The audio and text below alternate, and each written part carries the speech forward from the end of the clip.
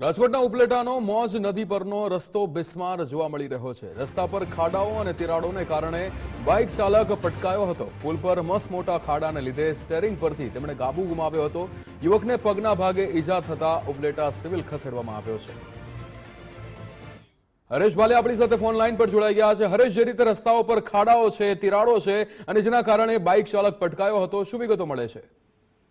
ચોક્કસથી જો વાત કરવામાં આવે તો ઉપલેટાનો જે મોજ નદીનો જે પુલ આવેલો છે તે પુલની ઉપર જે ખાડા થઈ ગયા હોય, કહી શકાય કે જે વરસાદને લીધે હરેક જગ્યા ઉપર અત્યારે ખાડાઓ જોવા મળી રહ્યા છે। તેને લઈને મોજ નદી માથે જે મસ્ત મોટા જે ખાડા છે તેને લઈને જે બાઇક ચાલક હોય કે ફોર વ્હીલ ચાલક હોય, કોઈ પણ હોય, આ ખાડાના હિસાબે પોતાની ગાડીનું સ્ટીયરિંગ છે તે ગુમાવી દે છે અને વારંવાર આવી રીતના અકસ્માત થાય છે।